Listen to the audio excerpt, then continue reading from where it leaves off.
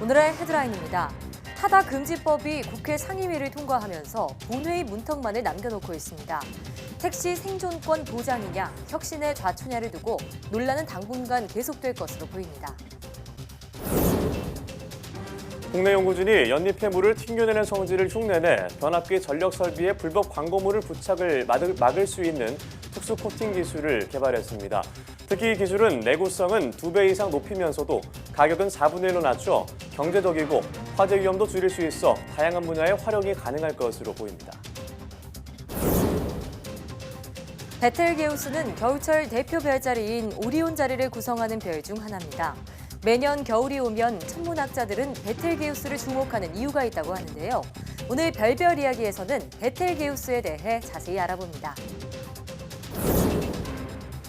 겨울이 오면 난방기 사용으로 인한 화재의 위험이 큽니다. 화재가 발생하면 초기 진압과 대피가 중요한데 소방청 통계를 보면 2016년에서 2018년 전체 화재 사망자 1,020명 가운데 34%인 350명이 대피하지 못해 숨진 것으로 확인이 되는데요. 오늘 사이언스 1부에서는 화재 시 올바른 행동 요령에 대해서 알아보도록 하겠습니다.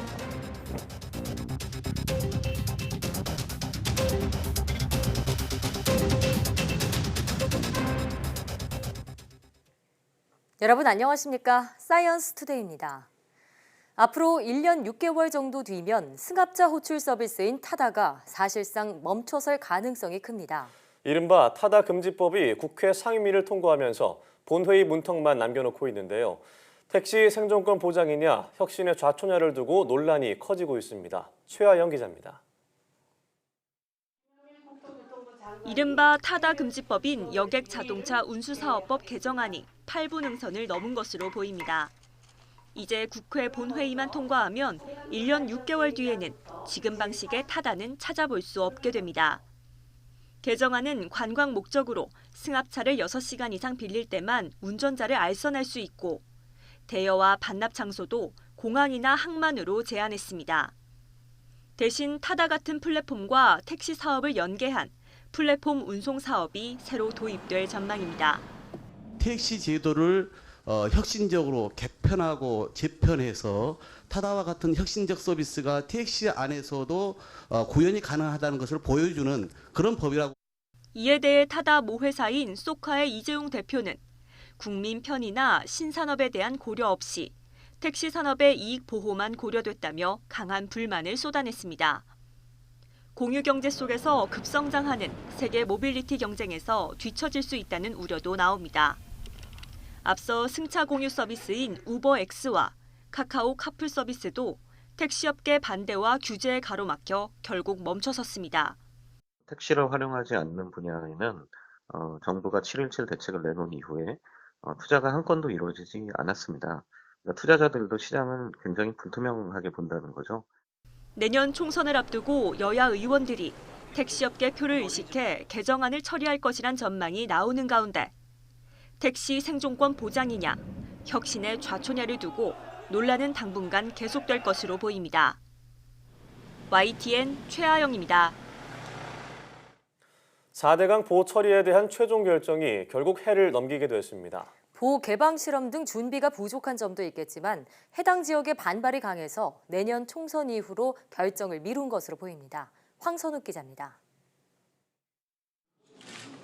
환경부 4대강 조사기획위원회는 지난 2월 4대강 가운데 금강과 영산강의 5개 처리 방안을 먼저 발표했습니다.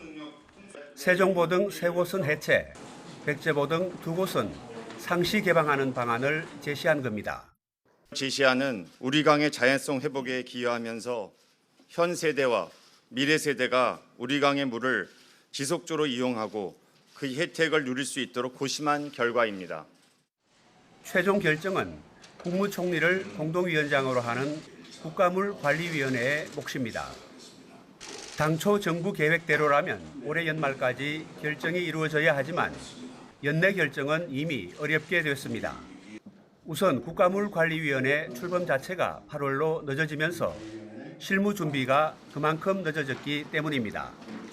여기에 세종시 등 보철거 지역 3개 시 의회가 모두 해체를 반대하는 등 지역 반발이 큰 것도 변수입니다. 정부가 적극적으로 이건 정쟁거리가 아니야. 이건 지역 주민들을 충분히 설득할 수 있어. 이 논리로 접근을 했다면 정쟁에 휘말릴 필요가 없거나 아니면 훨씬 적었겠죠. 그게 아쉬운 겁니다. 한강과 낙동강도 당초 올해 안에 보처리 방침을 내놓을 예정이었지만 아직 사전 절차인 보개방 실험조차 하지 못했습니다. 국가물관리위원회가 내년 2, 3월쯤 금강과 영산강보 처리를 최종 결정한다는 얘기도 있지만 정치적 고려 때문에 4월 총선 이후로 미뤄질 가능성이 크다는 관측이 많습니다. YTN 황순욱입니다. 대한민국 엔지니어상 12월 수상자로 웅진 코웨이 박찬정 상무와 유니테스트 김영근 수석연구원이 선정됐습니다. 박 상무는 미세먼지 저감을 포함한 공기청정 관련 핵심 기술을 개발한 점을 인정받았습니다. 김 수석연구원은 메모리 테스터 분야에서 양산성을 높인 시스템을 개발해 반도체 장비 산업 성장에 이바지했다는 평가를 받았습니다. 이와 더불어 대한민국 엔지니어상 여성 부분 하반기 수상자로 삼성전자 정신영 수석연구원과 포트레치 강문정 대표이사, 지인테크 박지연 대표이사가 선정됐습니다. 공공데이터 활용 우수 사례를 소개하고 활용도를 높이기 위한 방안을 모색하는 오픈데이터 포럼 행사가 데이터에 대한 서로 다른 열린 생각을 주제로 열렸습니다. 한국정보화진흥원은 갈수록 활용도가 넓어지고 있는 공공데이터에 대한 대국민 인지도를 높이고 데이터 관련 이해관계자들이 주요 이슈와 데이터 활용 방안을 공개 토론하는 오픈데이터 포럼 행사를 열었다고 밝혔습니다. 오픈데이터 포럼은 데이터 관련 민관, 산학연이 협업을 통해 공공의 가치를 공동 생산하는 것을 목표로 공공데이터 이용자와 공급자를 이어주는 소통 창구 역할을 수행하는 협의체입니다. 한국정보화진흥원은 데이터에 대한 열린 생각이 대한민국의 미래를 밝힐 것이라며 앞으로도 오픈데이터 포럼과 같은 민관 소통의 장을 확산해 오픈데이터 생태계 구현에 앞장설 것이라고 밝혔습니다. 공공데이터를 활용한 창업 지원 공간인 오픈스퀘어D가 광주에서 문을 열었습니다. 오픈스퀘어D는 서울과 강원, 대전, 대구에 이어 이번이 6번째 개소인데 이로써 6개 권역의 지역 거점을 확보한 오픈스퀘어는 비로소 전국적인 공공데이터 활용 창업 지원 체계를 갖추게 됐습니다. 행정안전부는 거점 지역 기반을 토대로 공공데이터를 적극 활용한 우수 사례 공유와 지역 특화 비즈니스 창출, 공동 프로젝트 참여 등을 중점 추진할 예정입니다. 오픈스퀘어D는 공공데이터를 활용한 창의적인 아이디어가 모이는 열린 공간이자 예비 창업자를 발굴해 사업화와 창업까지 지원하는 공공데이터 활용 원스톱 지원센터인데 데이터 제공과 교육, 컨설팅, 투자 유치 등 체계적인 창업과 사업화 지원을 받을 수 있습니다. 길거리를 다니다 보면 불법 광고물이 부착돼 더럽혀진 시설물을 쉽게 볼 수 있습니다. 국내 연구진이 연립해 세정 기술을 응용한 특수 페인트를 개발해 불법 광고물을 효과적으로 관리하는 길을 열었습니다. 이정우 기자입니다. 도로변에 설치된 변압기와 개폐기, 불법 광고물로 덮였거나 낙서, 자동차 배연 등으로 오염돼 흉물스럽습니다. 또 송전선로의 애자 역시 비바람으로 인한 백화, 침식 현상으로 오염돼 화재로 이어지는 등 전력설비 유지관리에 어려움이 많습니다. 한전전력연구원이 충남대와 공동으로 생체 모방 나노 기술을 적용한 특수 페인트를 개발해 전력설비 등을 효율적으로 관리하는 길을 마련했습니다. 연잎에 오염물질이나 물도 튕겨내는 초소수성 표면의 성질을 인공적으로 모사해서 전력기기에 활용하는 기술을 개발하고 있습니다. 빗물이 거의 묻지 않고 물방울이 흘러가면서 먼지 입자 등을 제거하는 연잎의 자기세정 기능을 응용한 겁니다. 이 기술은 특히 내구성은 2배 이상 높으면서도 가격은 4분의 1로 낮춰 경제성도 아주 뛰어납니다. 부식과 오염 방지 기능뿐만 아니라 전력기기 표면에서 열을 반사하면서 화재 위험도 줄일 수 있습니다. 이와 함께 겨울철 송전선로의 얼음 맺힘으로 인한 단선 사고를 막는 특수 코팅 기술도 개발했습니다.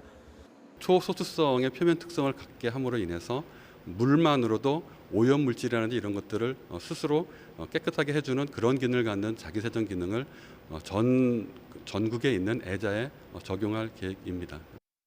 연구진은 전력기기뿐만 아니라 태양광 패널과 같은 다양한 분야에 적용이 가능한 코팅 소재 개발에도 나서기로 했습니다.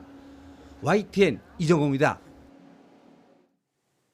눈에 착용하는 소프트 콘택트 렌즈에 센서를 넣어 질병을 진단하거나 증강현실을 체험할 수 있는 스마트 콘택트 렌즈를 무선으로 충전하는 기술이 개발되었습니다.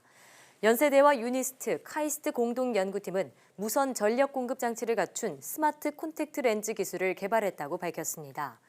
연구팀은 실제 쓰이는 소프트 콘택트 렌즈 기판에 초소형 대용량 축전기와 LED 등을 정밀하게 인쇄했고 이를 통해 LED 디스플레이가 구동되는 것을 확인했습니다.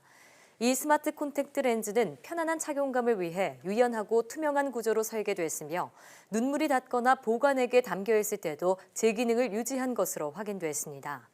연구팀은 이 기술이 다양한 웨어러블 기기의 무선 전력 공급에 도움이 될 것으로 기대했습니다.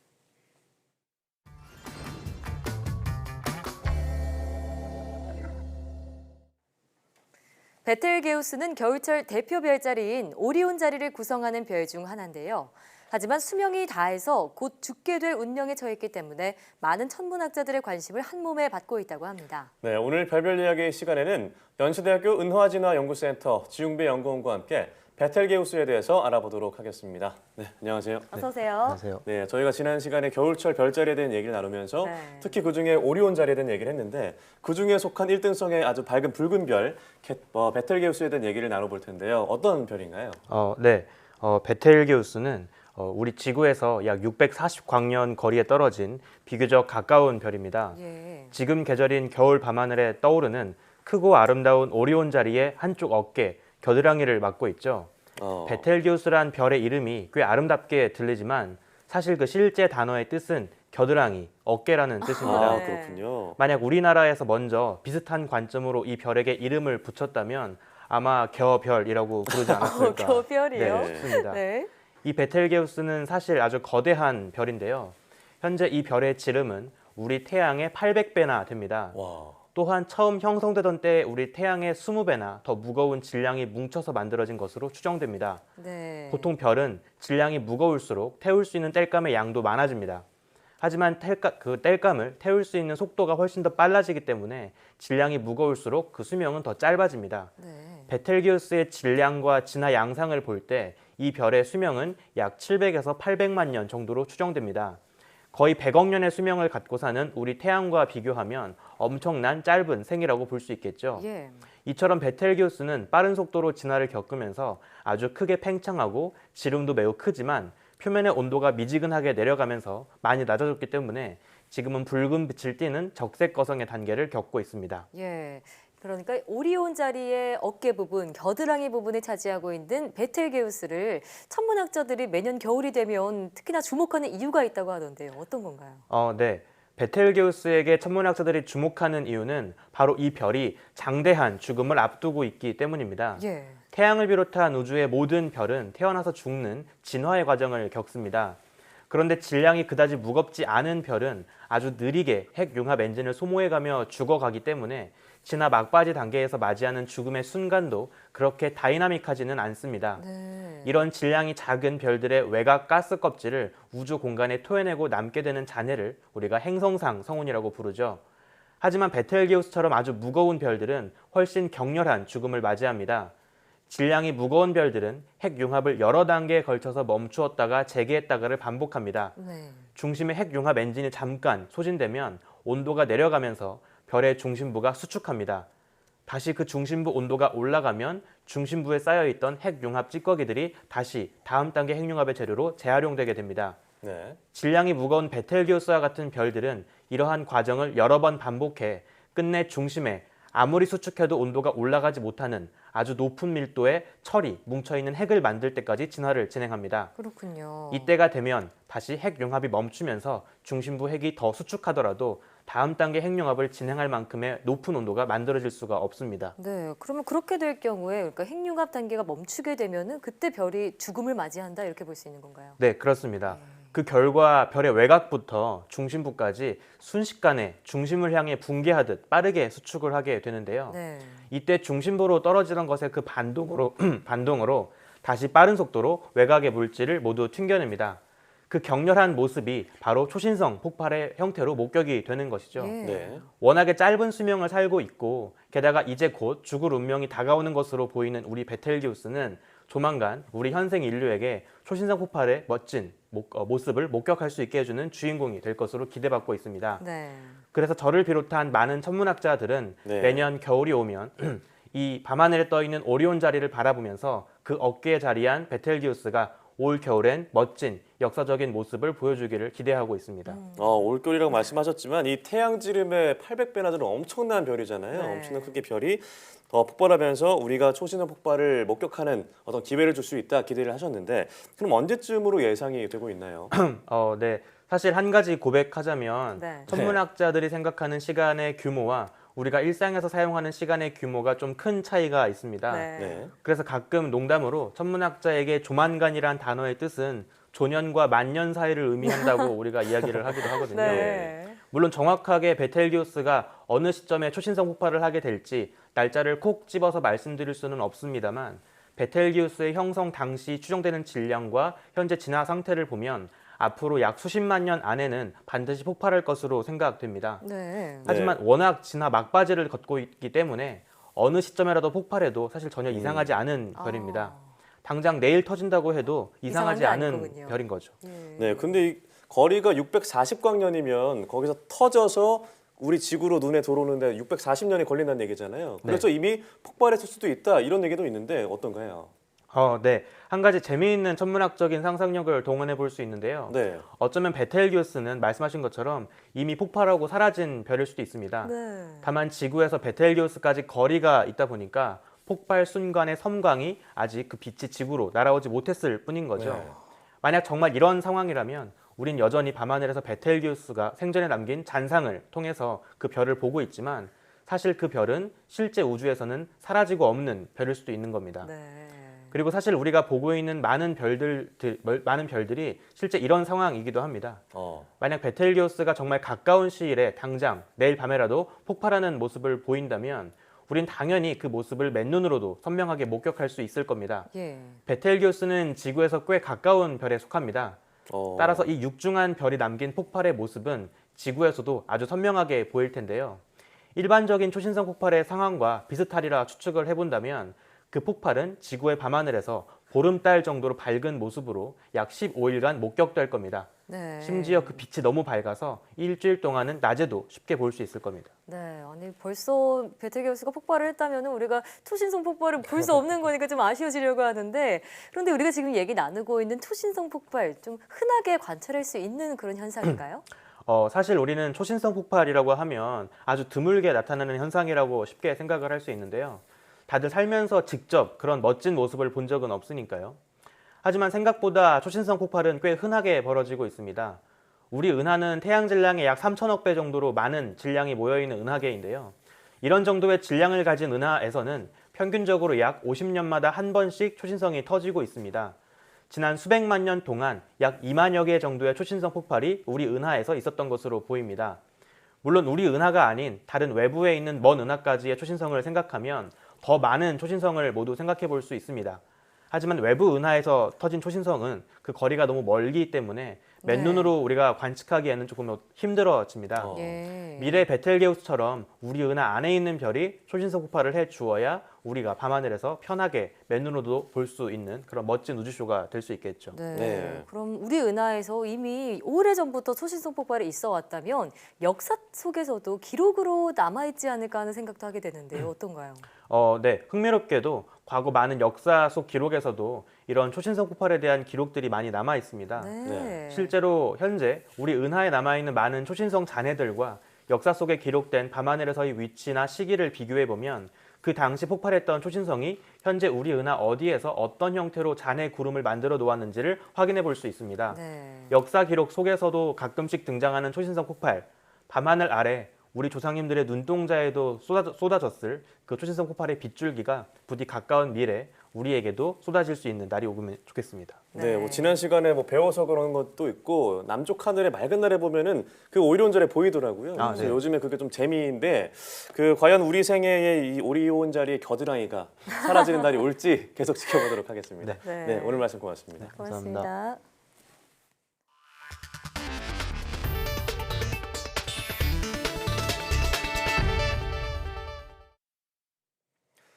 갱년기는 중년에 찾아오는 신체적, 정신적 변화입니다. 네, 갱년기 하면 여성만 떠올리기 쉽지만 남성도 갱년기를 심하게 겪고 특히 근력 감소와 감정 기복이 크다고 합니다. 김정회 기자입니다. 피로와 스트레스로 일상이 힘들다는 환자입니다. 감정 기복도 심해져 자주 화를 내는데 또래인 아내도 비슷한 증상을 보이고 자녀도 예민한 시기라 고민이 큽니다. 크게 화를 내지 않아야 될 부분에서도 제가 이제 좀 화를 내게 되는 부분이 있는 거죠. 저도 모르게. 저희 자녀들도 이제 이제 사춘기다 보니까 이제 이제 부모가 이제 그렇게 하는 거에 대해서 좀 힘들어할 때가 있죠. 갱년기 증상입니다. 여성은 40대 후반, 50대 초반부터 호르몬이 급격히 감소해 변화가 크게 오지만 남성은 호르몬 변화가 좀 더 일찍부터 서서히 진행되다가 50대 무렵에 증상이 뚜렷해집니다. 그러나 노화 외에도 남성 호르몬 수치를 떨어뜨리고 갱년기 증상을 악화시키는 게 있습니다. 과음과 흡연, 당뇨, 고혈압, 비만 등입니다. 당뇨랄지 고혈압이랄지 또 비만이랄지 스트레스 이런 것들이 동반되어 있는 대사성 질환에 의해서도 증상이 많이 악화되기도 하고 이런 거에 의해서도 또 이런 남성 갱년기가 생기기도 하고 그렇습니다. 여성 갱년기가 홍조나 피로감, 식은땀과 우울감으로 대변된다면 남성 갱년기는 피로감과 감정 기복, 근력과 성기능 저하, 체지방 증가가 많습니다. 진단은 설문과 피검사로 하고 이후 치료에 들어갑니다. 증상이 심하지 않다면 꾸준한 운동과 저지방 음식 섭취, 과음과 흡연을 피할 것 등이 권고됩니다. 증상이 심한 경우엔 부족한 남성 호르몬을 보충하게 되는데 부작용 우려가 있어서 전문의의 정확한 진단이 필요합니다. 남성 호르몬 수치를 지속적으로 계속 주사를 하거나 투여를 할 경우에는 또 그거에 대한 부작용도 만만치 않기 때문에 일단 전문의와 잘 상의해서 일단은 치료법이나 치료량은 잘 조절을 매번 하셔야 될 필요가 있습니다. 갱년기는 부부가 비슷한 시기에 겪는 경우가 많습니다. 약한 모습을 보이고 싶지 않다며 증상을 숨기기만 하면 가정 문제로 번지기 쉬워서 부부가 함께 식습관과 운동 습관을 지키며 유대감을 높이는 게 중요합니다. YTN 김정희입니다.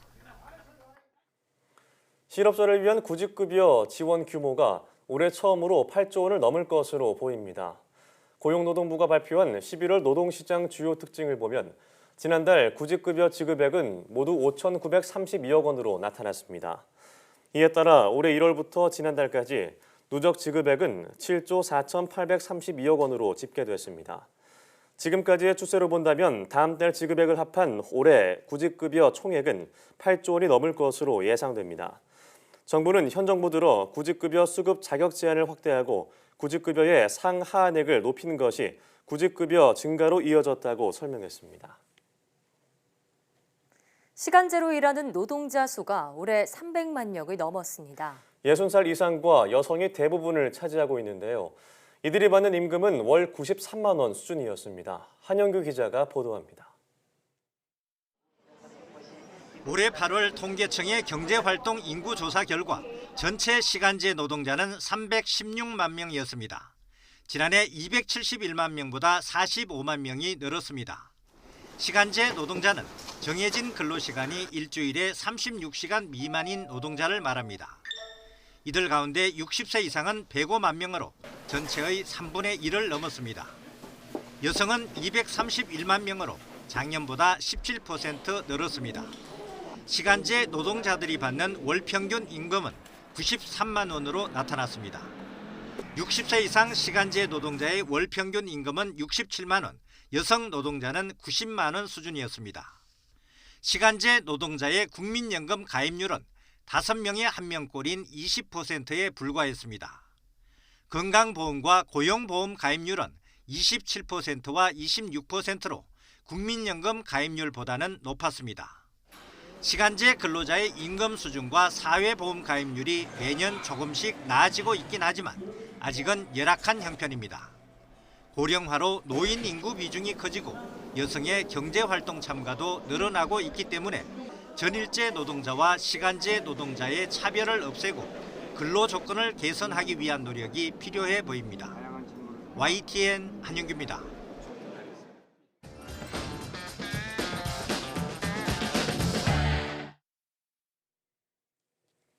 한 주간 화제 뉴스를 뽑아보는 사이언스 핫5 시간입니다. 지난주 시청자들의 눈과 귀를 사로잡은 과학 뉴스는 어떤 것일까요? 5위부터 만나보시겠습니다.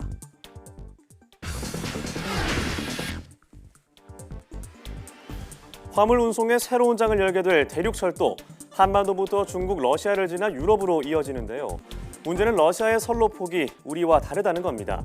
이를 위해 국내 연구진이 선로폭에 맞춰 바퀴축을 저절로 조절하는 기술을 개발했습니다. 이제 남북의 철길이 열리기만 하면 우리 열차를 타고 유럽까지도 한 번에 달릴 수 있다고 합니다.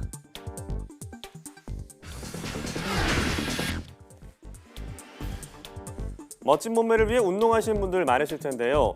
그런데 운동 전에 영양소를 골고루 섭취하지 않으면 근육이 만들어지지 않는다고 합니다. 우리 몸속에 대사작용을 돕는 일종의 스위치가 있기 때문인데요.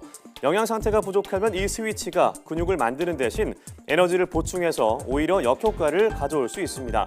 몸짱이 되고 싶으신 분들, 운동 전에 충분한 영양 섭취를 꼭 기억하셔야겠습니다.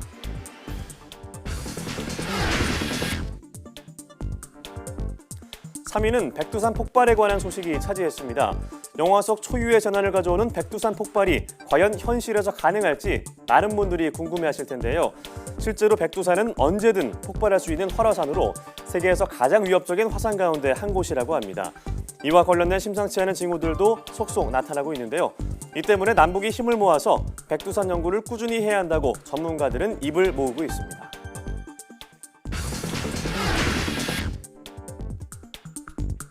깊은 잠을 자는 것처럼 얌전히 웅크린 모습이 마치 강아지 인형 같죠.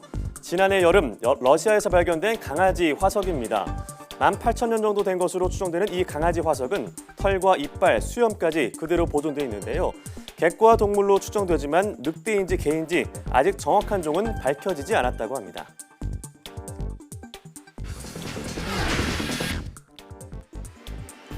피임약은 매일 먹어야 한다는 불편함이 있었는데요. 피부에 1분 정도만 붙였다 떼면 한 달 동안 효과가 유지되는 새로운 피임약이 개발되었습니다. 피부에 작은 바늘이 박힌 뒤 서서히 분해되면서 약물을 내뿜는 원리인데요. 피임약뿐만 아니라 다른 약물에도 이 기술을 적용할 수 있다고 합니다. 생활 속 불편함을 없애주는 붙이는 피임약이 지난주 가장 관심을 끈 소식 1위를 차지했습니다. 지금까지 사이언스 핫5였습니다.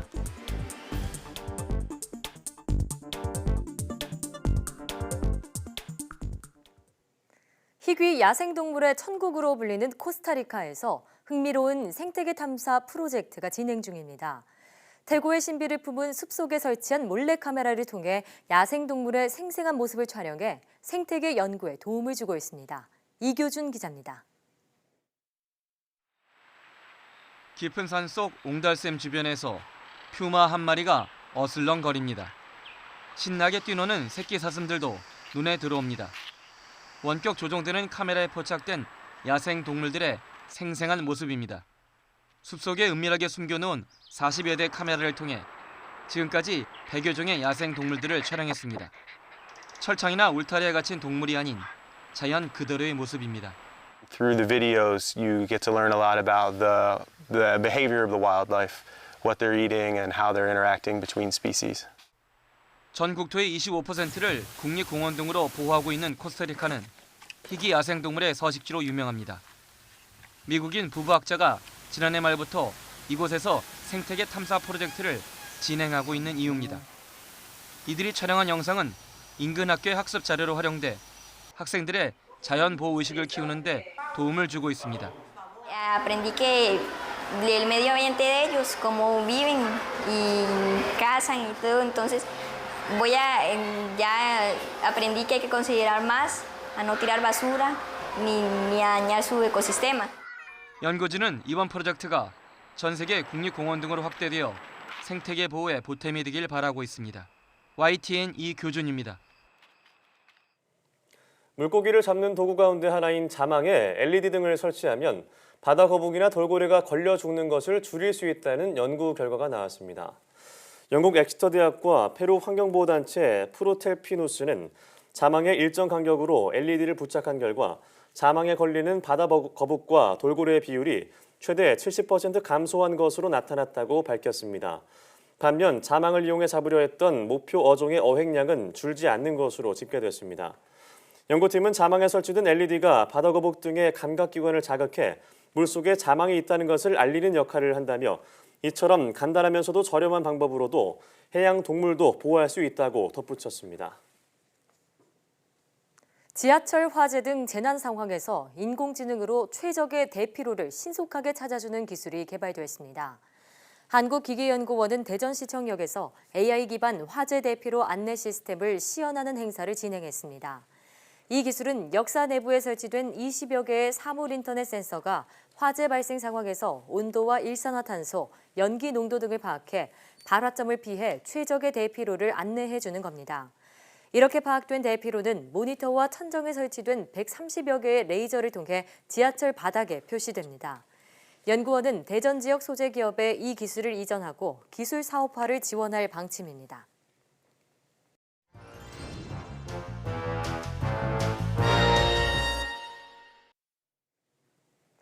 겨울은 건조한 날씨와 난방기 사용으로 인해 화재의 위험이 큰데요. 인명피해가 발생할 수 있는 만큼 적절한 대처 방안이 무엇보다 중요합니다. 네, 오늘 사이언스 119 시간에는 화재 시 행동 요령과 안전한 소화기 사용법에 대해서 알아보도록 하겠습니다. 종로소방서 신교 119 안전센터 이성숙 소방관과 함께합니다. 네, 안녕하세요. 어서 오세요. 네, 저희 보통 일반 분들은 뭐 화재가 나거나 사고가 발생하면 119에 신고해라 이렇게 알고 있는데 요즘에는 바로 안전한 곳으로 대피를 하라는 그런 뭐 대국민 캠페인이 벌어지고 있다고 들었습니다. 자, 119에 신고하는 것보다 대피를 우선시하는 이유가 있을까요? 네. 과거 1980년대에는 유선전화 보급률이 7.2% 정도였는데요. 이때는 불이 나면 신고할 전화기가 없어 직접 불을 끄거나 소방서나 경찰서로 찾아가 불이 난 사실을 알리다 보니 화재가 커지는 경우가 많았습니다. 그래서 저희 선배 소방관들은 근무 중에 막루에 올라 불이 난 곳이 없는지 감시하는 일도 했다고 하는데요. 요즘은 거의 모든 국민이 스마트폰을 소유하고 있어서 심지어 같은 화재 신고가 수십 건이 접수되기도 합니다. 그런데 요즘은 건축물의 구조가 대형화, 복잡화되었고 당황하면 대피로를 찾기 쉽지 않기 때문에 다수의 인명피해가 우려되는 경우가 많아 가장 먼저 대피를 우선으로 하여야 합니다. 네, 그러니까 일단 안전하게 대피를 한 다음에 화재 신고를 하는 게 바람직하다는 말씀인데 그럼 실제로 대피를 제대로 하지 못해서 위험한 상황에 처한 그런 분들이 꽤 많았나요? 네, 소방청에 따르면 2016년부터 2018년까지 화재 때 여러 원인으로 인해 5궤로 대피하지 못하고 사망에 이른 대피 관련 사망자는 350명인데요. 전체 화재 사망자가 1,020명으로 약 34% 수준입니다. 대피 관련 사망 원인으로는 화재 인지 지연, 비상구 찾기 실패 등이 있었습니다. 실제로 2018년 11월 9일 종로 고시원 화재의 경우 세입자가 화재 사실 전파 없이 10여 분간 불을 끄려다 실패해 7명의 사상자가 발생했습니다. 반면에 2019년 1월 3일 천안의 한 초등학교 증축 공사장 화재와 2019년 6월 26일에 발생한 서울의 모 초등학교 주차장에서 난 화재는 단 한 명의 사상자도 없이 안전하게 대피할 수 있었는데요. 큰 화재였음에도 인명피해가 없는 이유는 사람들이 신속하게 대피했고 평상시 반복된 화재 대피 훈련을 통해 대피 요령이 몸에 밴 결과였습니다. 네, 뭐 외국의 경우에는 대피 먼저라는 것을 기본 원칙으로 삼는다고 들었는데요. 심지어 뭐 화재 감지기가 오작동해서 비상벨을 잘못 울려도 뭐 처벌을 받는다 이런 것도 있다고요. 네, 외국에서도 화재 발생 시 대피를 우선으로 교육하는 곳은 많은데요. 미국의 경우 화재 시 행동 요령으로 대피 요령을 가장 먼저 교육하고 본인의 안전이 확보된 상황에서 911에 신고하도록 하고 있고요. 영국은 안전한 곳에 나가서 절대로 불이 난 곳으로 돌아오지 말고 999에 신고하도록 하고 있습니다. 호주에서는 화재 감지기가 오작동했을 때도 벌금을 부과하고 있는데요. 이런 벌금 규칙은 가스레인지나 오븐을 작동시킨 상태에서 집을 비우는 것 같은 위험한 행동을 자제시키려는 의도로 만들어졌다고 합니다. 그렇군요. 그럼 화재가 발생했을 때 우리나라의 그런 대응 요령은 어떤가요? 네, 소방청 통계를 따르면 집에서 화재가 발생했거나 화재 경보기가 울렸다면 가장 먼저 무엇을 해야 합니까? 라는 질문에 119에 신고한다가 35.7%로 1위, 소화기를 활용해 불을 끈다가 20.5%로 2위, 집 밖으로 대피한다가 20.3%로 3위, 불이야를 외쳐 주변에 알린다가 12.1%로 4위. 네. 정말로 불이 났는지를 확인해보고 나서 행동한다가 8.8%로 5위였습니다. 화재 발생 시 대피가 먼저임에도 불구하고 집이나 직장에서 불이 난 것을 발견했을 때 모두 119 신고를 가장 먼저 해야 한다고 생각했는데요. 예. 재미있는 것은 집에서 불이 났을 때 직접 끄겠다가 두 번째로 많은 답변이었던 것에 비해 직장에서 불이 났을 때 건물 밖으로 대피한다는 답변이 두 번째로 높았습니다. 네. 소방청은 이 결과에 대해 집에서 불이 나면 재산을 지키고자 하는 욕구가 높기 때문인 것으로 생각하지만 화재가 진행 중인 상황에서 그대로 실내에 남아있거나 현장으로 들어가는 것은 매우 위험하다고 지적했습니다. 그렇다면 실제로 화재 시 어떻게 행동하는 것이 좋을까요? 화재 시 가장 중요한 것은 빨리 대피하는 것이 우선이거든요. 그리고 네. 안전한 곳으로 간 다음에 119에 신고하시는 것이 좋습니다. 네, 그렇군요. 올바른 행동 요령 좀 다시 한번 짚어주시죠. 네, 화재가 발생하면 대피할 때 먼저 네, 그 뭐 소화기가 내가 소화기를 있는 사용할 수 걸로. 있다고 한다면 예. 소화기로 한 네. 대만 있어도 소화기가 충분히 초기 화재인 경우 대피를 먼저 했을 때 이를 더 키울 수 있기 때문에 네. 이 때문에 화재 진압을 먼저 하지 않고 가정에서 주변에 화재 사실을 큰 소리로 알리고 대피하는 네. 것이 좋습니다. 예. 둘째는 화재가 진압할 수 없는 수준이라고 판단이 들면 연기가 많은 곳을 통과할 때는 젖은 수건으로 코와입을 막고 벽을 짚으며 낮은 자세로 대피합니다. 네. 셋째, 연기의 확산을 방지하기 위해 문은 꼭 닫고 엘리베이터는 타지 않고 비상계단을 이용합니다. 엘리베이터는 화재층에서 문이 열리거나 정전으로 멈출 수 있기 때문인데요. 네. 마지막으로 안전한 곳으로 대피한 후에 119에 신고하시기 바랍니다. 네. 사실 소화기 다들 중요하다고 알고는 있는데 어떻게 사용하는 게 올바른지는 모르고 계신 분들이 많거든요. 여기에 대해서 한 번 더 짚어주신다면요. 네, 그 소화기는 잘만 사용하면 초기 화재 시 소방차 한 대만큼의 위력이 있는데요. 네. 소화기는 불이 벽과 천장으로 옮겨가기 전 불이 지름 2m 이내에 바닥에 있을 때 가장 뛰어난 효용성을 보입니다. 네. 하지만 불이 이미 벽과 천장으로 옮겨 붙었다면 분말 소화기로는 불을 완벽하게 끄기 어려워서 대피하셔야 합니다. 또 소화기 사용 전 탈출구를 확보해 놓아야 하는데요. 3.3kg 기본 소화기의 소화약제는 15초 이내로 모두 소진되기 때문에 불이 번지거나 초기 소화에 실패할 경우 바로 뒤돌아 대피할 수 있도록 탈출구를 등 뒤에 놓아야 합니다. 네, 이 노후 소화기 사용으로 인해서 뭐 빚어진 인명피해도 있다고 들었는데 심지어는 폭발 사고도 있다고 들었습니다. 어떤 사례가 있을까요? 네, 노후 소화기를 방치했다가 폭발돼서 사망자가 발생했던 사고들도 있었는데요. 예. 네. 2011년 6월에 있었던 충북 청원군에 있었던 사실이 있었죠. 자, 이처럼 노후된 소화기를 방치했다가 폭발 사고가 나는 경우가 꽤 많은데 예. 실제로 그러면 소화기의 사용 기간은 어떤지 이 질문을 좀 다시 드려볼게요. 소화기에도 사용 연한이라는 게 있을 것 같은데요. 네, 그 소화기 내용 연수는 10년이며 한국소방산업기술원에서 실시한 성능 네. 확인 검사를 통해 1회에 한해 3년 정도 연장 사용이 가능합니다. 네, 1회에 하네요.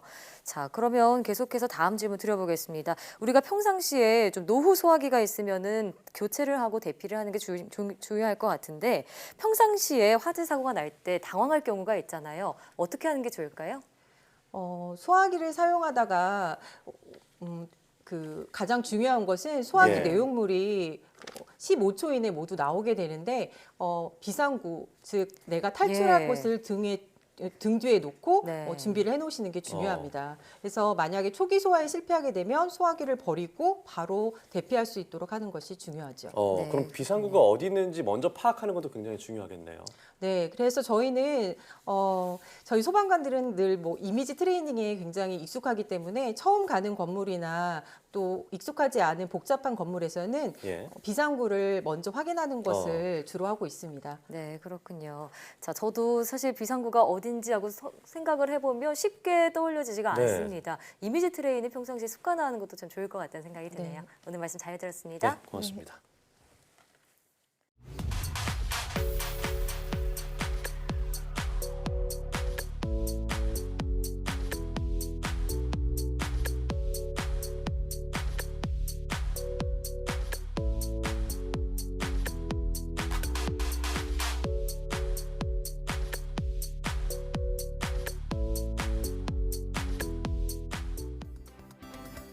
불이 나면 당황할 수 있어 평소 화재 예방법을 잘 숙지하고 있어야 하는데요. 우선 불이 났을 때는 반드시 엘리베이터가 아닌 계단으로 대피해야 합니다. 네, 외부에서 화재가 났다면 대피 전에 반드시 출입문 손잡이를 손등으로 만져봐야 하는데요. 만약 뜨겁다면 문 밖에서 불이 난 것이니 열지 않아야 합니다. 또 아파트에 산다면 피난구로 활용할 수 있는 경량 칸막이나 특정 측의 대피 공간이 있는지 확인해보고 평상시에 물건 등으로 막아두는 일이 없어야겠습니다. 네, 안전하고 따뜻하게 겨울을 나시길 바라면서 사이언스 투데이 오늘 저희가 준비한 소식은 여기까지입니다. 함께해 주신 여러분 고맙습니다.